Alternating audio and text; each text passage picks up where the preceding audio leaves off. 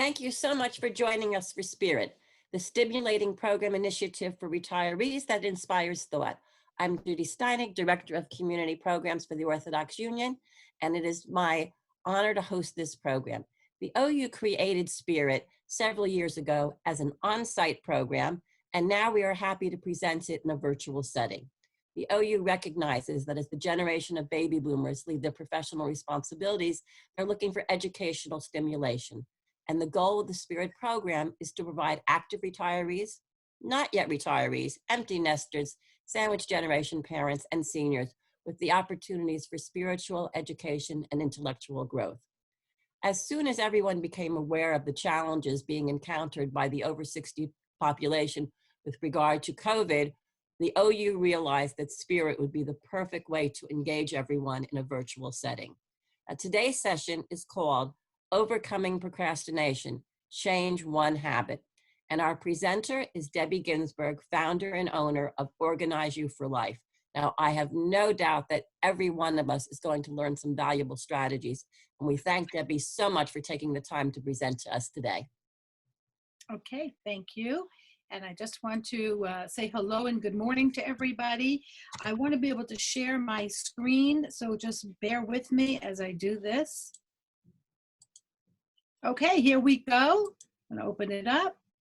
All right, so good morning, everyone. And as Judy has said, that we're going to be discussing overcoming procrastination, changing one habit. Now, the discussion of procrastination doesn't really come up that much, and yet it really affects us every day. And so therefore, I'm going to discuss and break it down into 4 steps of the best ways to be able to change a habit. The first one, we need to reduce our stress. We need to learn and control our anxiety. Number 2, the habit changing. What does that mean? It means the choice of choosing a productive habit over a poor habit. 3, taking action. Just because you decided that you want to make a change, how do we implement that? How does it start? And 4, something that has not been discussed before are the technology options to help us reach our goals. And we're going to discuss specifically one type of technology. So we begin with reducing stress, learning to control anxiety. So learning to relax can help you change your life. And all you have to do is just breathe. But you have to breathe properly. And when you do, the outcome is great. So if I can ask everyone and indulge you to please follow me, close your eyes. If you're someone who has a higher sense of anxiety, then just close your eyes and don't breathe, because breathing can cause other issues. So breathe, we breathe to keep calm. So listen to my voice and close your eyes. To a count of 3, breathe in slowly through your nose. And then breathe out slowly through your mouth like you're blowing out a candle. Continue to breathe as you listen to what I'm saying. Think of a place that's peaceful for you. As thoughts come through your mind, gently sweep them away. Continue to let your body relax as you continue to breathe slowly through your nose and slowly out through your mouth. As you feel yourself getting more relaxed, you can envision what you would like to change or accomplish from a distance, from a safe distance. How can you make it easier for yourself to just show up and start? Envision yourself practicing your breathing every day, preferably in the morning for about 4 minutes. Once you've perfected your breathing, choose to tune into yourself and evaluate, where is your calm? Where is it sitting? Is it sitting at your belly button level? Or do you feel a little anxiety rising within you? And then take a moment to pause. This is during the day. And you can take in 2 deep cleansing breaths in a very slow manner. When you finish your cycle of breathing, please come back and join us. So what does breathing do? I said it's very good for you. Well, breathing will actually open your mind to change. And that's because breathing properly helps us bring energy to our brains. And breathing helps us face challenges more easily. Breathing makes us more positive. And you choose to practice breathing and pausing because it increases your productivity level. And that's where it's at. Now, what if you're the person who doesn't feel as comfortable breathing? Okay, there are those who can't. So there is something called mind mapping. And for today's lesson, we talk about it as a productivity map, right? We want to lead ourselves to being productive. So take a sheet of paper, blank sheet, and use your artistic and creative talents, whether you want to use colorful pens or crayons or markers, whatever you choose. But in the middle of that sheet of paper, I want you to write down, what is it that's challenging you? Which task or project or chore can you not do? Maybe it is a relationship, but we want to write it down. Just name it. From that circle, you could draw a line to another circle. Spit out what your mind's knee-jerk response to it is. Oh, I don't want to do it because. Oh, I can't do it because. Oh, it's just overwhelming because. So write those thoughts down. Then, when those thoughts are complete, we're going to go back to those circles that you've created with your issues. And what we want to do is we want to be able to ask ourselves, what stops us from doing this? And what can I control? What can't I control? Rethink each of these circles with a positive thought. Well, maybe I couldn't do it this time because, but tomorrow I can and I will. And then show up. Show up for the task, the project, or the chore. When you show up, that's the beginning. That's when you'll be able to face it. You'll be able to start it. And we know that once a person's there, starting is very close to just showing up. So we just discussed reducing stress. And now we're going to talk about the actual changing of a habit, choosing a productive habit over a poor habit. What's with procrastination anyway? Well, procrastination actually can cause us to interrupt our life. It will cause us to have delays because if we choose not to do something now, it simply builds up. And honestly, when you let things build up, it really does cause a big stumbling block. So we're going to ask you, do you find yourself procrastinating when you have to do a task, a chore, or a project? What about those excuses we tell ourselves, like, I could do it tomorrow, or it'll only take a minute. I don't need to write that down. Oh, I can stay up much longer. No, I won't forget to do it. I am too busy to plan. I don't like having a schedule. It's really too confining. Routines? Really? A routine? No, too boring. Not interested in routine. So what's your excuse?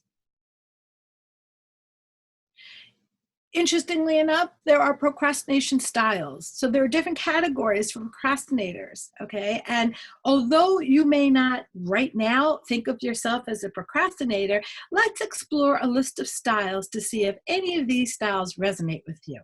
I'm not trying to turn you into a procrastinator. Okay, procrastination styles. Are you a perfectionist? Are you very detail-oriented and you need to get it just right? And you get very upset if you make a mistake? What about being a dreamer? Are you laid back and mellow and just hanging out and you often fail to follow through because, what's the big deal. What about if you're a worrier? The worrier is someone who maximizes the problems. They even look for those problems and they minimize their own abilities. They have difficulty leaving their comfort zone. Then there's the crisis maker. Everything's an emergency. And this emergency is what provides you motivation. You wait to the last minute until you get something done. And then there's the defier. Oh, you're passive, or you're active, or you're sarcastic or argumentative. And then you use delaying tactics. Then lastly, there's the pleaser. Put in too much work. Say yes to too many things. Can't focus on priorities. And I'm going to add one that I had read about and I found so interesting. There's the pre-procrastinator. Somewhat like a pleaser, but a little bit more in the sense that you have to get everything done right away. It has to be done now. And sometimes when we do that, we end up finding ourselves making mistakes, okay? So I'm only going to speak about the first three for the purpose of this session. It would be quite long if I speak about all. So why is it that we try to be perfect? I mean, really, where does this come from? So it's actually everything we learn from our parents, our schools, social media. We've learned it from religious centers. These are the places that tell us that everything that we should be able to do should really be done very well with no mistakes and always be the best, right? Certainly as we're children, come on, you could do it. Sports, same thing. So in other words, we're actually wired to think this way. However, perfectionism, it's a myth. It's not true. You cannot be perfect. Even when you're sewing and you're making a little thread and you're doing embroidery, it's never 100% perfect, okay? So we set these high standards for ourselves and possibly for others, and then we criticize ourselves and possibly others, and the worst is we judge our self-worth based on what we can accomplish. So basically what we're doing is setting ourselves up for failure.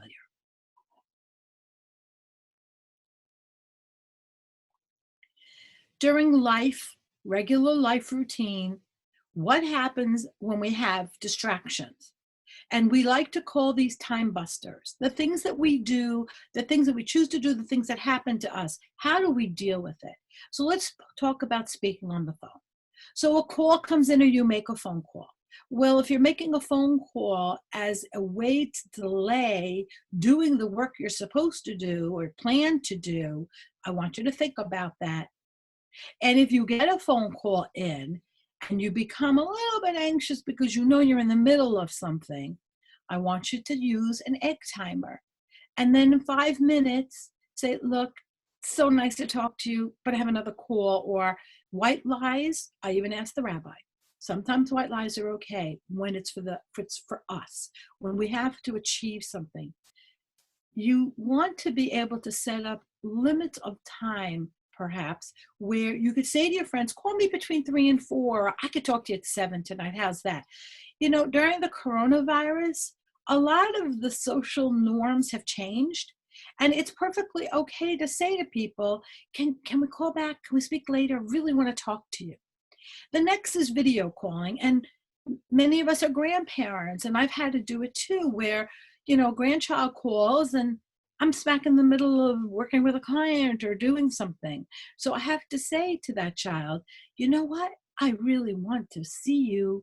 I want to set up another time when we can do this, when I'm very relaxed.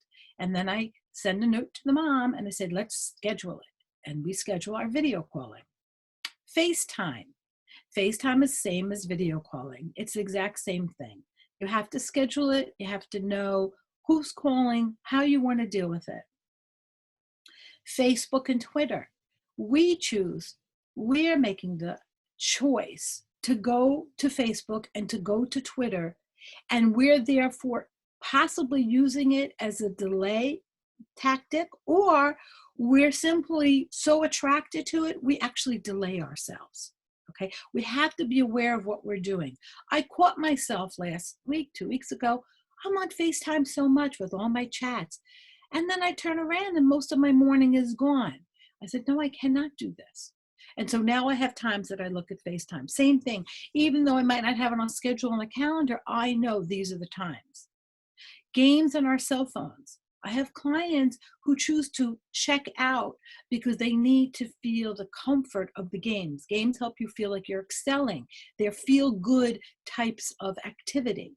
So there is a positive to it, but there's a timing to it as well. Nothing should be just random. We have to think of our day, plan our day. And of course, there are more distractions. The most important thing is that's going to be the next thought. How do we change a habit? It's the next slide that I'm going to be talking about things like that. The most important part of this is all about how do we change a habit. So the very first thing is you want to identify your poor habit. So we spoke of it before. When are you looking at Facebook? When are you picking up that phone to call someone? Okay. Think about how your habit is serving you. Really, is it a negative or a positive? Is that phone call a positive for you? It could be. Okay, just know for yourself what it is. Try to think of a productive habit, an alternative to the poor habit. Like, for instance, we talked about the phone. There's an alternative to that habit. I want to organize my desk. Okay, so you pick up the phone to delay, or no, you say to yourself, okay, here's a productive habit. Before I go to my desk, I'm going to have a timer, and the timer is going to go bing, and I'm going to say, that's the time. So you're giving yourself something that's productive to help you do what you have to do. And I will be speaking about that in further detail. What are those triggers for your poor habits? Anxiety, overwhelming, what's happening? Why are you choosing not to do the project? And we want you to, the famous concept of mindfulness, okay? Mindfulness, to be able to understand and to be clear in your mind what's happening right now. And the reason we're asking people to be mindful is because when we can change to productive habits. This is all about wellness, okay? So how can you remove those triggers? How can you remove the things that offset the productivity? We spoke about envisioning, making a change while breathing or when pausing or mapping it out. So those are 3 ways. I will introduce a 4th way later. So the envisioning is very helpful. It will help you from a distance to see things in a safe way, and then you can break it down into manageable chunks. So we also want you to increase your positive self-talk. Just be nice to yourself. For years, I would say, oh, Debbie, you're so stupid, when I made a mistake. And my mother caught me saying that, and she said to me, what are you saying? I mean, really, talk nice to yourself. And then I did. I started to pat myself on the back. I started to say, wow, look at that. I got up on time, okay? I got to daven on time. So all the things that I have set for myself, if I didn't use my self-talk and my positive self-talk, it might have been more of a challenge. It was very helpful to speak nicely about myself. It's very important to love yourself. Accept that it takes time to make changes. And I mean this sincerely. It is a lifetime of changes that brings us to a level of being our personal best. So it's not like, oh, okay, I'm going to decide today and tomorrow it's going to happen. The best analogy are diets. Yeah, great. For a period of time, we're really good and into it, and we're very, very, motivated. And then all of a sudden it dies. Well, there is a problem, and that's because we haven't really implemented truly into ourselves that this is a new way of life. This is not, a diet. But I'm not talking about nutrition. That's Bonnie Giller's, her field. So the most important thing, which is talking about the change and how well it will stick with you, has to do with how many times you practice it. When you practice and you practice and you practice, it becomes automatic. And that's really where I'm at. I'm trying to bring my clients, I'm trying to explain to you, we want things to happen without much pre-thought. Okay? So if you practice and you accept this as your part of your life, it will continue to happen. So break those habits, the old habits, and let's start moving to the new habits. time for an announcement. So if you should have any questions during this session, please write to Judy Steinig, and I have her email here. And you may want to stay to the end of my session to hear about my free giveaway and my offer. And I'm very excited by it. Here are some random thoughts to ponder, okay? Interruptions by family or friends. And this is what I was stumbling on before, what I wanted to speak about. When our family just kind of walks into the room where we are and we're smack in the middle of doing something, it is more than okay to put up your finger and say, just a minute, and jot down where you are. Scientists have proven that when we move away from something, it takes us that much longer to get back into it. But however, we leave ourselves a key, just notes to tell us where we were, it'll be much faster, okay? There are things in life we just can't avoid. So those things, these exceptions, we want to be prepared. Here's a sad one. This is regarding how we look at things. If we start to look at things and we start having the negative thinking and we start telling ourselves, no, I can't do that. Oh no, it's too overwhelming. What ends up happening is we end up creating a wall, and that wall is very hard to bring down. So the effort to bring down a wall is so much greater than the effort it is to try to break down what you have to do into manageable chunks. Overthinking. Now, sometimes people think a lot too much about things. They overanalyze things. So what happens with that is when you start to put too much thinking into something you're supposed to start, it is possible that you will really overwhelm yourself, and then that wall goes up higher. But what happens to your body is your anxiety increases and your depression increases. So we can actually control these things, and that is what we're going to be talking about soon. Now we're going to talk about the dreamer, and I want to introduce you to two concepts. Because of the fact that I deal with a population that is neuroatypical, okay, and they're just a percentage, they're growing percentage, they're about 9% of our population right now. Those are the people with ADHD, Asperger's syndrome, and it might possibly be cognitive cognitive decline can also be in that category. It's doctors have it in perhaps a different category, but I deal with those people. But when I'm speaking to a group, we're going to talk about the neurotypical. But I am going to bring in 1 or 2 points about neuroatypical. Daydreaming. Daydreaming is one of those things that has 2 different definitions for neuroatypical and neurotypical. Okay, the ADHDer, and I'll just use the ADHDer because that's my more popular client, they're the ones who can't control the daydreaming. The daydreaming comes in because they're having difficulty accepting the challenges in front of them, and it just automatically comes into their brain. We call those the children, the students at school who are always looking out the window syndrome. But their minds are just floating.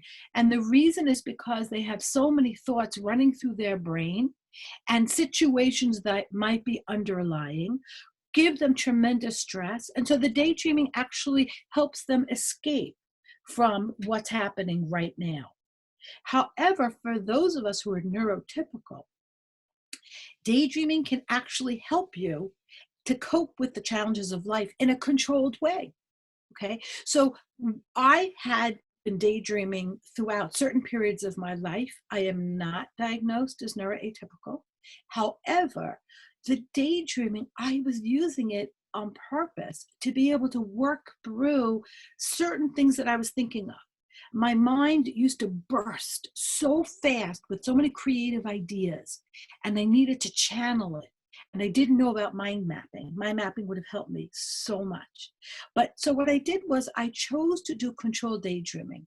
Put myself in a chair. I was relaxed. I knew nothing about proper breathing yet. So what I would do is I would allow myself to envision, what is it that I'm thinking of? Okay. In this case, I'm asking you to envision your goals and, look at it to see how you could set it up for yourself in a positive way. So again, you could break down those goals into small, manageable chunks because you're controlling it. But if you can just relax, okay? If we relax, we can see things without getting anxious and break it down. The Worrier, love this by Kevin Spear. I worry, I don't have something to worry about. So the Worrier can help themselves by redirecting their thinking. And we need to stop looking inside of ourselves. The best practice is to look outside ourselves, finding a pleasant thought. I mentioned to a client, okay, so think about your children. Oh no, that causes me too much anxiety. Okay, then don't think about your children.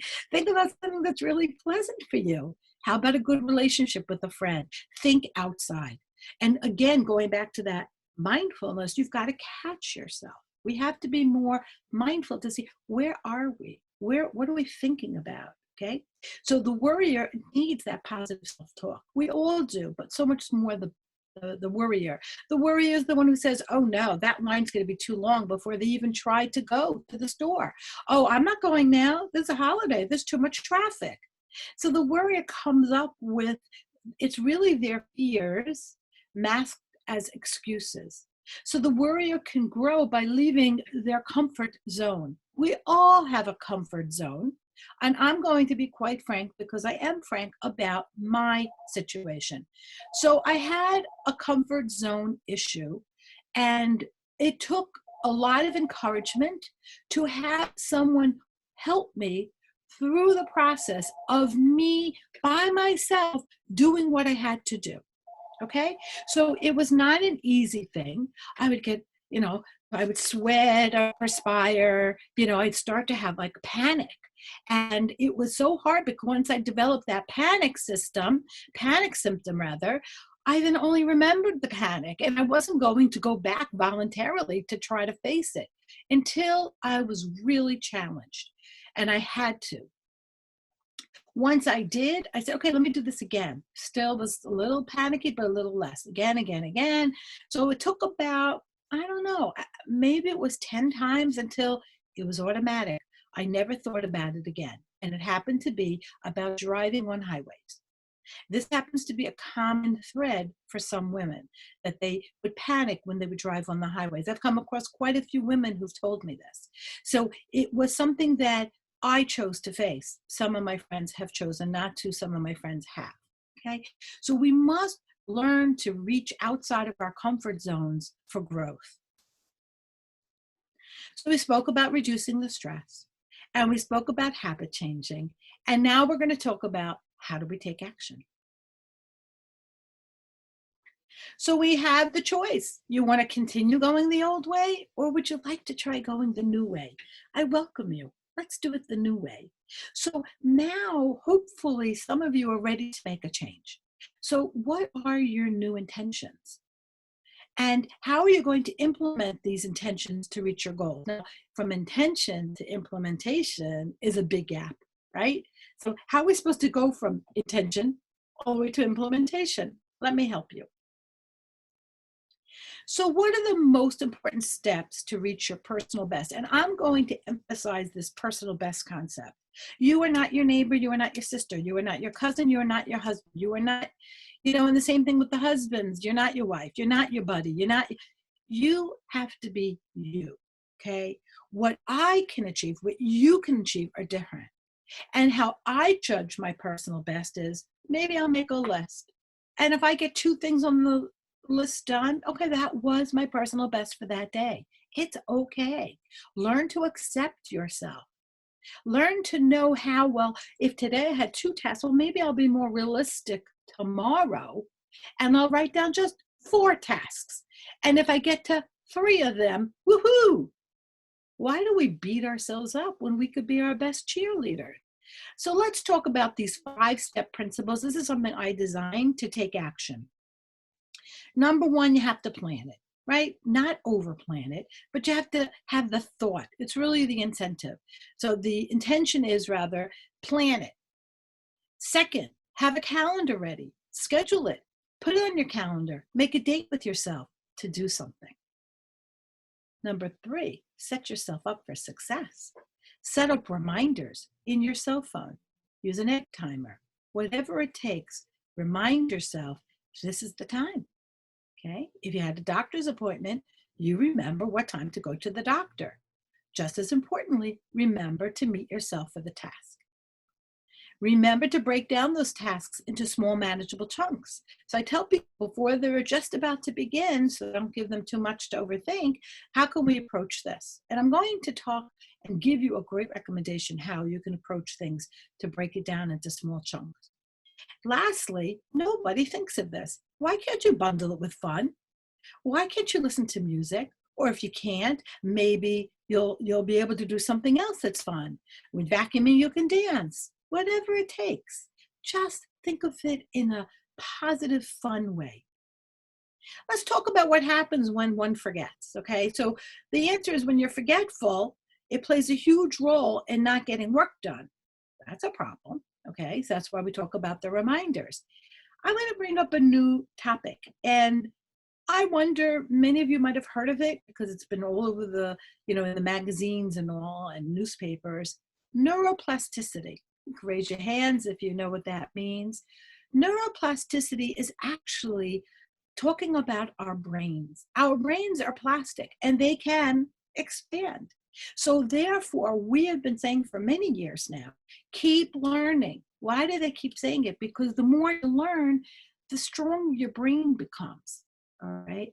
Now, we use every time we have to do a task, if we keep remembering and put it into our system, the 5-step principle, the planning, the scheduling, the reminders, breaking it down into small chunks and bundling it with fun. If we can remember this and apply it to each thing we have to do, we're going to have an easier time not only doing it the first time, but going back to it. And that happens to be a major component in getting things done. Lastly, very exciting to me is the use of technology to help our brains become exercised. We have technology today, and I'll go into it a little further, that does quite a bit for us, right? So we're now facing a future, which is really actually now, that allows us to do things such as test your focus assessment, all right? We can, then I'm going to introduce an exercise game called Play Attention, but we'll talk about that a little later. So here's my suggestion. How am I going to help you to pace yourself and reduce the burnout? And more importantly, how are you going to feel when you need to go back to the same project? So what I mean by that is that often what happens is we attack a project and we put ourselves into it so much and we do 2 hours. Well, guess what? The next time that you want to do it, you may say, oh no, I don't have 2 hours. No, I can't do that. It's too much for me. So what we want to do is give you increments of time to work. This again is not my genius here. This is science proving how these things work. So we set a timer for ourselves and we start off with the task or the project or the chore. 15 minutes, if that's what you can handle. 30 minutes, if that's what you can handle, but no more. When the timer goes off, okay, you then look and say, oh, look at that. I have my 5 minutes. Okay, so you're going to put the timer back on for 5 minutes. This 5-minute break that I am begging you to use helps energize your brain. It does a lot. And therefore, when the 5 minutes are over, you could be listening to a 5-minute podcast. You could do Tehillim. You can exercise. You can, just breathe and relax, which we always want you to do. Take 2 deep cleansing breaths. So you can pack a lot in 5 minutes. When the break is over, ask yourself, am I energized to continue this? Be honest with yourself. If you're really not energized, or you're not really into it, stop right there. And then what happens when you think about doing it again? Oh, it was only 15 minutes or 30 minutes that I gave to it. I can do that again, okay?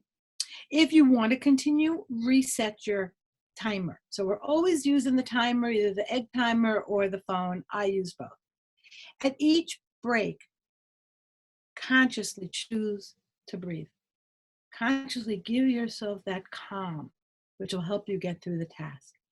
And remember, whatever effort you put into it is your personal best, okay? Even if you do 15 minutes, great, you showed up, right? It started. That's fantastic. So I want you to remember that, and I want you to think before you move to more time. So let's do a recap. So we talk about that pausing, right? We just spoke about it, taking the 2 breaths. We talk about reducing our stress, very important, through breathing, okay? And before I go on, I want to say one thing. If the coronavirus did anything for us, we all know it changed our pace of life. Everything changed. So we have to now learn how to manage our time.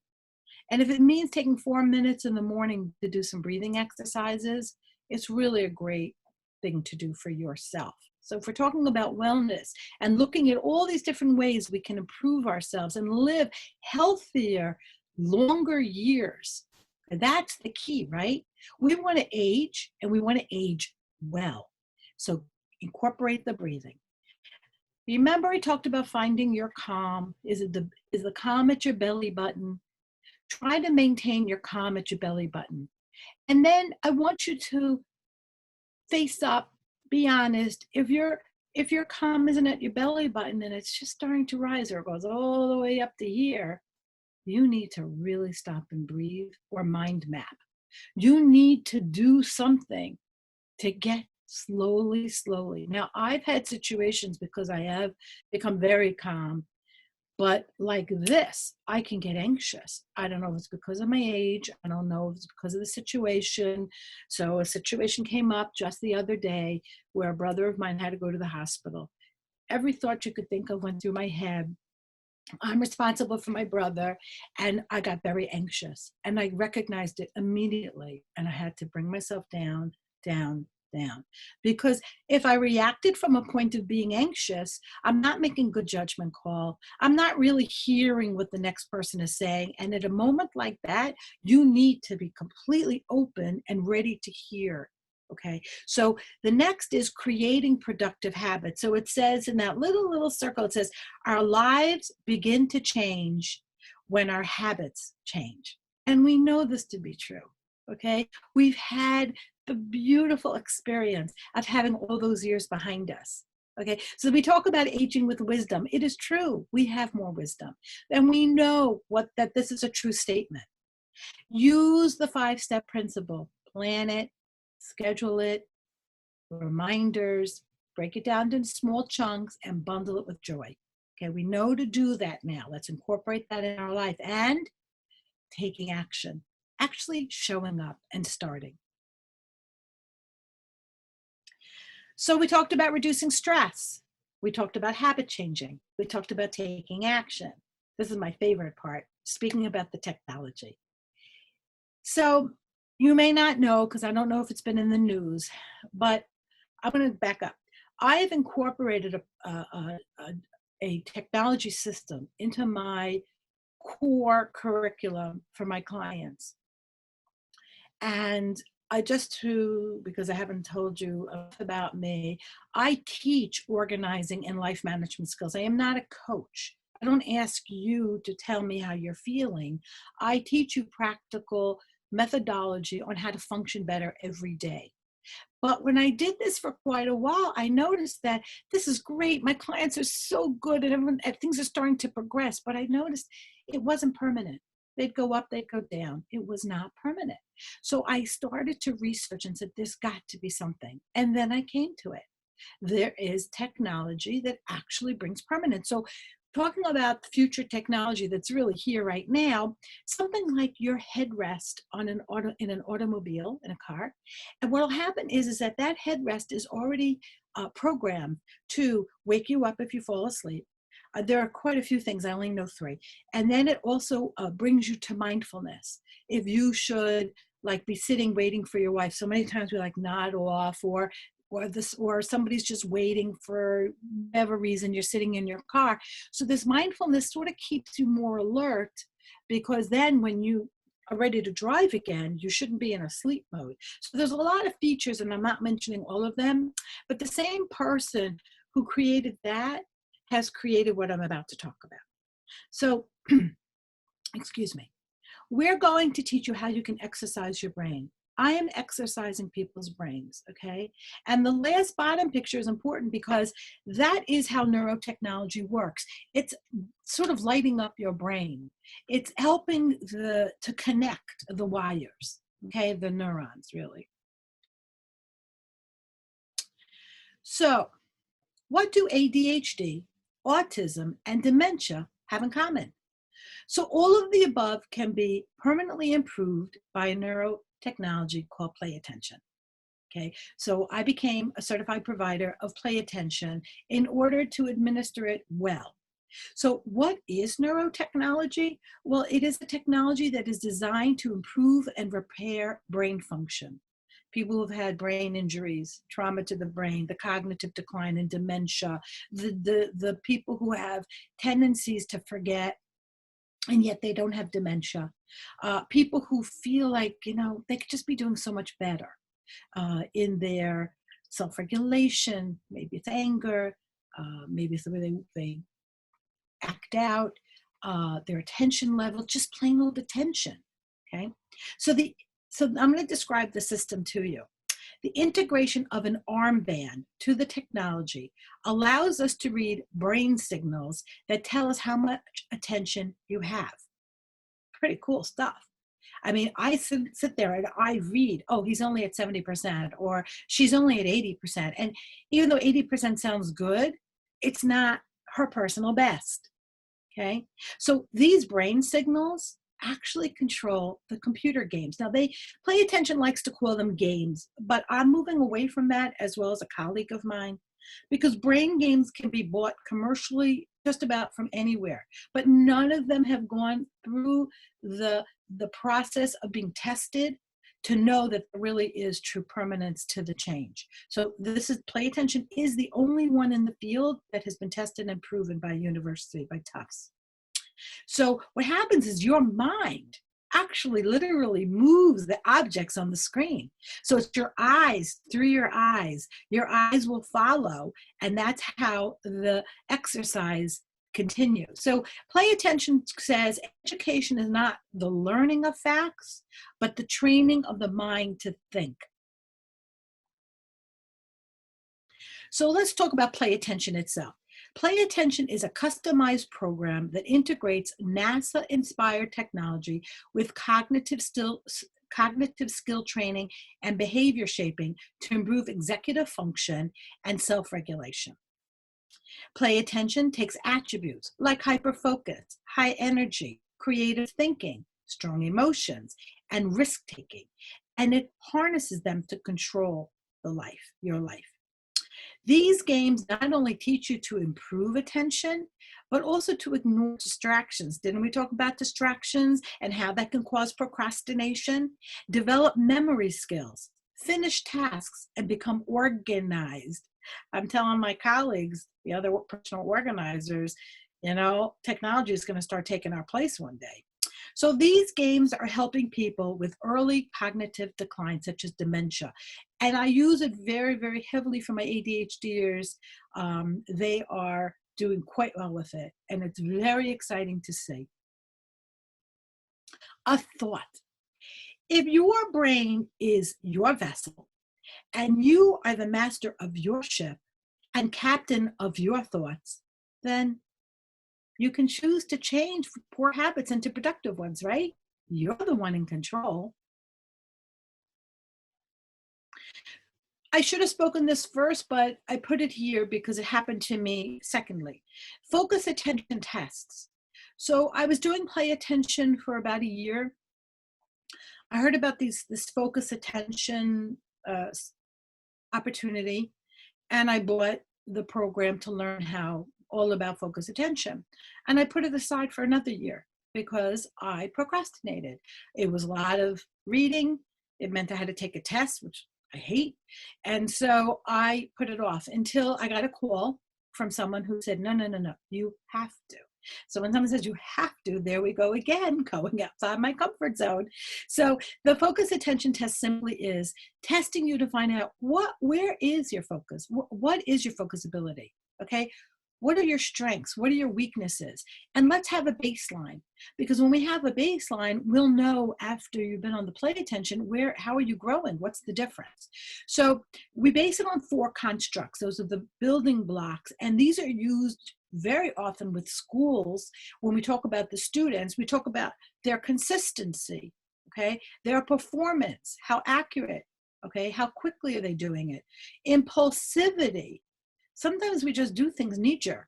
Anxiety actually causes impulsivity because we block ourselves from what's being said to us, and we, like, right away, we just react, okay?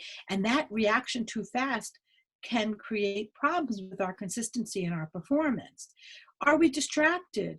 I mean, there was a little small period of time during coronavirus, I've kept hearing every little noise because I'm inside the house so much. So audio, visual distraction. So when we give the test and I administer the test, when it's done, I look at all the scores for each of these constructs, and then I determine, well, what is it? Where are you having a problem? Okay. So who are we? So play attention is play attention. That is a manufacturer. I'm just a certified provider. But I am the owner, and I am the founder and owner of Organize You for Life. So some of you know me as the owner and president of Uncluttered Domain, and Uncluttered Domain does still exist. The purpose of that, the service, is to help you to downsize, either for safety, downsize your home because perhaps you're planning on moving. Yes, I still do that. But I am leaning towards this, Organize You for Life, because it's really very thrilling. It's very exciting working with the mind. And what I do is I teach organizing and life management skills. And this teaching is literally done in a customized curriculum per person. And I have a 3-step approach, that being, using the focus assessment is number 2, excuse me, and number 3, the play attention. So our program services quite a few people, neurotypical and neuroatypical. We service people with ADHD and the Asperger syndrome, like we said, and I deal with people intellectually disabled, okay, executive function disorder, working memory challenges, the cognitive decline, or just in your late 50s, 60s, just starting to forget certain things. And then we work with anyone from ages 5 to 105. And it's quite delicious to have both throughout all the spectrums of age. And I love that very much. So there's a number where you can reach me. I will have one more slide with that. So let's talk about that free offer, since you waited so patiently. So my free offer is to give you a free focus assessment test. That's a nice offer. And I'm going to be keeping this open until about January, February, give people time to sign up, but don't procrastinate. I also want you to invite grandchildren if they have, any particular situation where you want to test them, your children. Share this with friends. It is going to be open, and I just want you to take advantage of it. Now, because of what's going on, I can actually administer the test while you're doing it in the privacy of your home. So that's good. Second, I'm very happy and pleased to announce that I wrote a chapter, and it was published in the book called Change One Habit, and this is to reduce procrastination. Change One Habit is a series of books about quite a few different topics. And this book is due out January of 2021. And if you reserve it today, I will give you $5 off the book. The other contributors are colleagues. Many of them are professional organizers, and they have phenomenal contributions and things that you can learn. So I'm Debbie Ginsberg, CP, certified provider of play attention. I'm also accredited as the person who can give a focus assessment test, as well as a move manager. And it's not really like I'm a jack of all trades. I control my businesses like I control my life. Everything has some sort of order to it, so it doesn't all get messed up in there. So my email is info@organizeyouforlife.com. I thank you so much for joining me. I thank Spirit. I thank Judy Steinig and Allison, who has been recording this. So thank you so much, and feel free to call me. I am user-friendly. Be well. Thank you so much, Debbie. We really appreciate all the ideas that you gave us, your offer at the end. I think you gave us a lot of strategies and a lot of things to think about. I just want to remind everybody, my email, if you need to reach me, is Steinig, STEINIGJ @ou.org. And I want to thank everybody again for being part of our program today, and tell them that on Thursday, we will have our next program, of course, at 11 o'clock. And we'll be we'll be doing. It's chair yoga. So thank you so much for joining us, and have a wonderful day. Be safe, stay healthy.